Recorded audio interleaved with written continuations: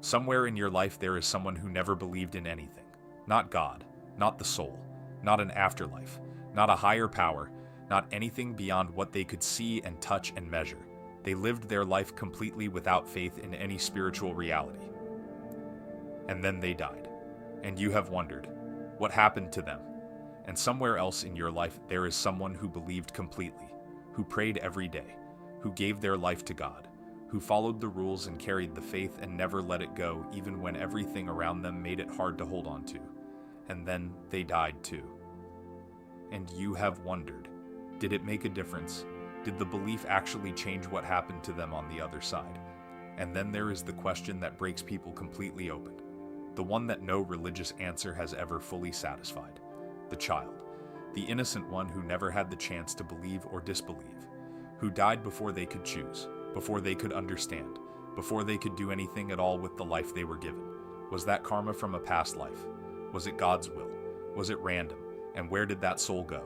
I am going to answer all three of these today, with full honesty, with no religious comfort that is not earned, and with the complete truth as I understand it from the deepest place of awareness available. Because these are not abstract theological questions. These are the questions that live inside the grief of real people, and they deserve real answers. Stay with me all the way to the end, because the third answer is the most important thing I will say in this entire video. Let me start by telling you what does not happen. The soul of a person who never believed in God or in any spiritual reality does not arrive at death and discover that they were wrong and are now condemned for being wrong. That is not how any of this works, and I need to say it that directly, because the fear of that outcome has been used for centuries to control human beings through terror rather than genuine spiritual guidance. The source does not punish the soul for the conclusions the conditioned mind arrived at during a single lifetime of limited information. The source does not grade belief. It does not assess what theological position the personality held. It reads what the soul actually was, what it actually generated in the world, what it chose when genuine choices were available to it. Now here is where I want to be completely precise, because what happens to the soul of a genuine non-believer after death is not the same for every non-believer. It depends entirely on what kind of non-believer they were. The non-believer who lived from love. There are people who never believed in God, never attended any religious service, never prayed a single conscious prayer in their lives, and yet they were genuinely kind. They were honest. They loved the people around them with real depth. They gave without calculation. They felt the suffering of others and responded to it. They lived from a place of genuine care for human beings, regardless of whether they attributed that care to any spiritual source. What those people were doing without knowing the language for it was living from the frequency of the source. Love, genuine love, is not a religious concept. It is the fundamental frequency of the ultimate consciousness itself. A person who lives from genuine love is aligned with the source whether they believe in the source or not, whether they have a name for it or not, whether they ever once thought about it in spiritual terms or not. The source does not require you to know its name. It requires you to express its nature. And love is its nature, expressed perfectly or imperfectly, but genuinely through the choices of a lifetime. The soul of this person arrives after death into something very close to what the soul of the most committed believer arrives into, because the life review does not ask what did you believe. It shows what you actually were, and what this person actually was, beneath the absence of religious language, was someone who carried the frequency of the source and expressed it into the world through their relationships and their choices. The source recognizes its own frequency. It does not need a certificate of correct belief attached to it. The non-believer who lived from self now here is the other kind of non-believer. And I am going to speak about this honestly, because it matters. There are people who never believed in anything beyond themselves, specifically because belief in something larger would have required them to be accountable to something larger. Their non-belief was not the honest conclusion of a genuinely seeking mind. It was the convenient position of a person who did not want the inconvenience of conscience, who used the absence of spiritual belief as permission to live entirely for personal gratification without regard for the impact on others. The soul of this person arrives at death into a life review that is not comfortable, not because the source punishes them for their disbelief, but because the life review shows them with complete clarity the full experience of every person they affected through their self-centered choices, every person they used, every person they disregarded, every moment of genuine cruelty or indifference shown to a being who deserved better. They feel all of it from the receiving end, completely, without buffer. That experience is not pleasant. It is not gentle. It is the full weight of what a life lived primarily in service of the self produces when it is seen from every other perspective simultaneously. And yet even here the source does not condemn. It shows. It teaches. It holds the soul in the truth of what it did. And then it waits, for as long as it takes, for the soul to begin the journey back toward its own deepest nature. The honest answer about non-believers is this: belief or disbelief in God is almost entirely irrelevant to what happens after death.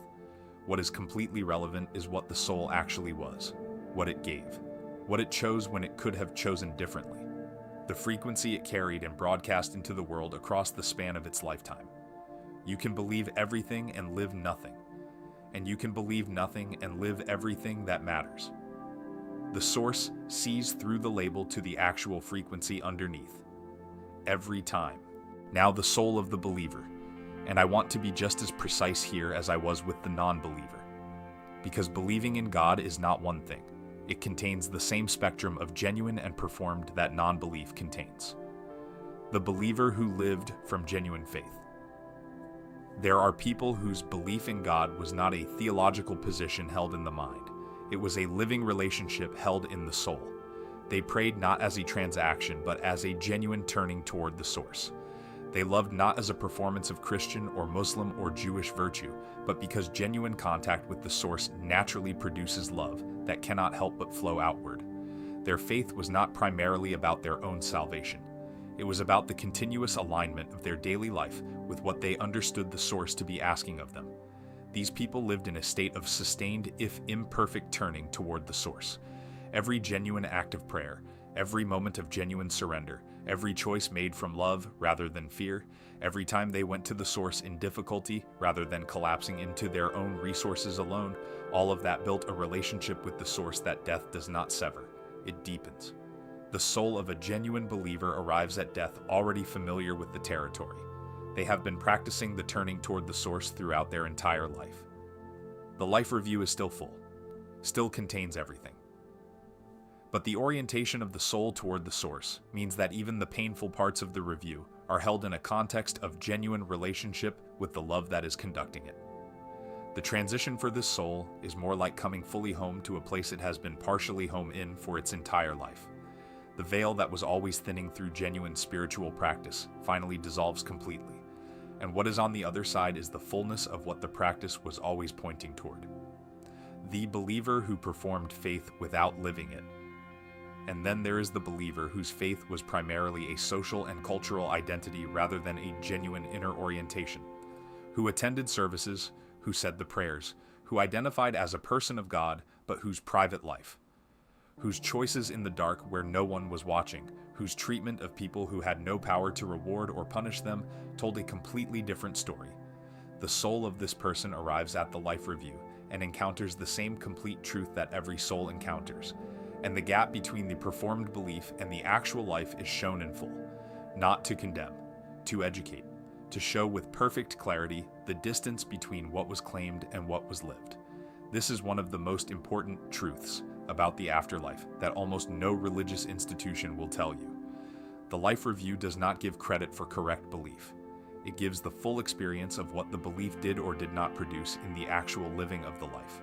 A person who believed in God but used that belief as social currency while their private life ran on the frequency of selfishness and cruelty will have a more difficult life review than an atheist who lived from genuine love.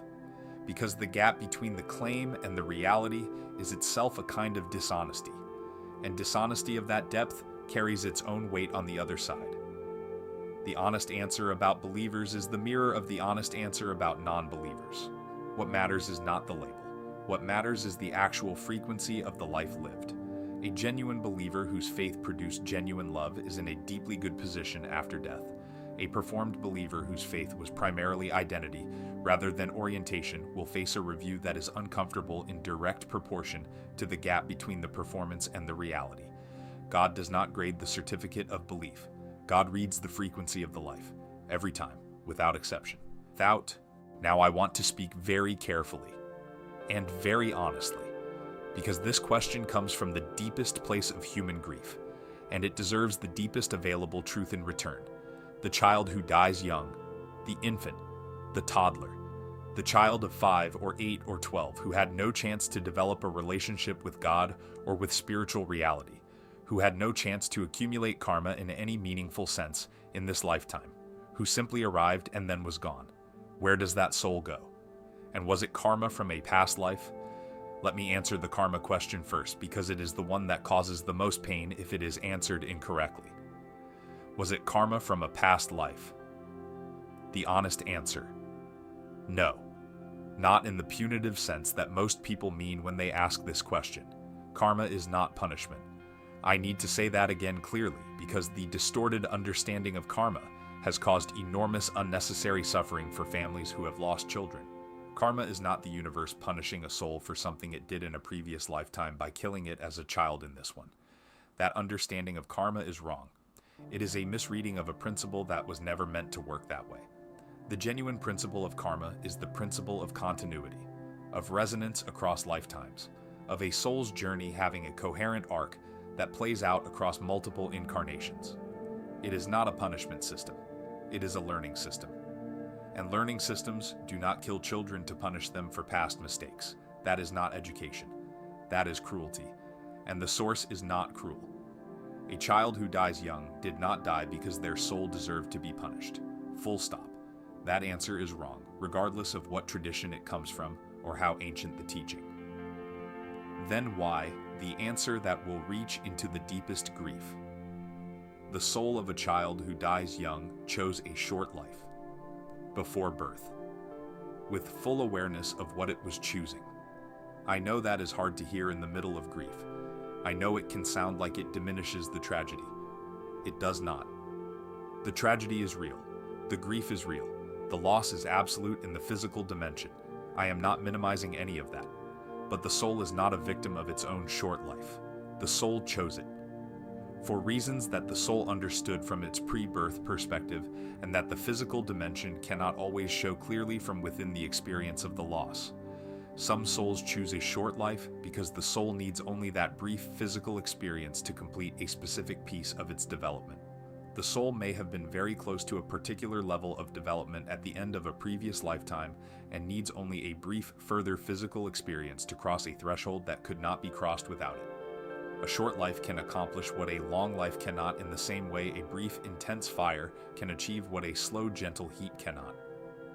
Some souls choose a short life specifically to be the catalyst for the growth of the souls around them. The parents, the siblings, the community, the people whose lives are shattered by the loss, and who are then in that shattering, cracked open in ways that produce depths of compassion, of presence, of love, that a comfortable life would never have required of them. The short life of the child is not meaningless. It is in some cases the most powerful spiritual catalyst in the lives of everyone it touches. More powerful in 12 months than most lives produce in 80 years. Some souls choose a short life to experience the beginning of physical existence without the full weight of a complete incarnation. A soul returning after a very long or very difficult previous lifetime may need to simply touch physical reality briefly to reacclimatize to it before choosing a fuller incarnation in a subsequent life. None of these explanations are given to the grieving parent to make the loss easier. The loss is not easier with this knowledge, but the loss is different. It is no longer senseless. It is no longer evidence of a cruel or absent God. It is the expression of a love so complete that it chose the most difficult role in the story, precisely because that role was what was needed for the souls involved. Where the child's soul goes. The soul of a child who dies young does not require a life review in the same way an adult soul does, because the child accumulated almost nothing in this lifetime that needs to be reviewed. No long pattern of choices made from fear or love, no decades of habit to examine, no accumulated karma of relationship and consequence to be worked through. The child's soul arrives on the other side into the fullest possible experience of what it actually is, a direct extension of the source, briefly touched the physical world and now returned to the fullness of its own nature. The transition for a child's soul is the least weighted of any transition that occurs at physical death. There is almost nothing between the soul and the source. The veil of forgetting that accumulated during the brief physical life dissolves almost immediately. and what remains is the pure soul in its pre-birth fullness, held completely in the unconditional love of the ultimate consciousness, rested, known, and already preparing for whatever comes next in the arc of its journey. The child who died is not lost. They are not suffering. They are not in some liminal space waiting for their parents to join them. They are in the fullest available experience of the Source, more directly in contact with the ultimate consciousness than most adult souls manage to reach even after a lifetime of genuine spiritual practice. And they maintain their connection to the people they left behind, not from a distant heaven, from the dimensional layers we discussed earlier in this series. Present, aware, closer than the grief makes it possible to feel, but real and permanent. Because a soul that has loved does not stop loving when the body stops. Love is the frequency of the Source, and the Source does not diminish. The mother who lost her child, the father who stands at a small grave and cannot understand. I want to say this to them directly. Your child chose you, from before this life. They chose your arms to arrive in and your heart to break open, not because you deserved to be broken, because you were the soul capable of carrying what their brief presence would require of you. And what it requires of you, however unbearable it has felt, is the development of a depth of love and a depth of presence that the soul who chose you knew you were capable of reaching. The child is not gone. The form is gone. The soul is not. And one day on the other side of your own physical death, the recognition between you will be immediate and complete. Because souls who have genuinely loved do not lose each other. They simply lose sight of each other temporarily through the veil that physical life places between the dimensions. Temporarily. 3 questions, 3 answers. The soul of someone who never believed in anything is assessed not on the belief, but on the life.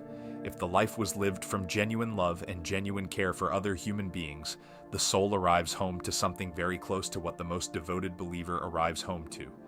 If the life was lived primarily in service of the self at the expense of others, the soul faces the full experience of what that produced in every life it touched.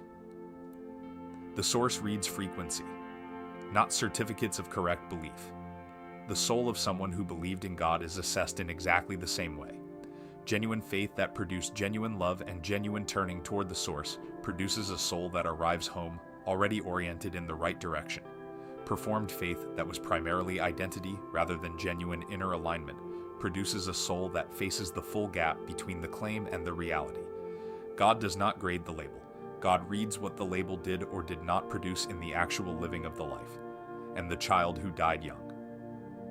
The child chose the short life. The child is not a victim. The child is not being punished for past karma.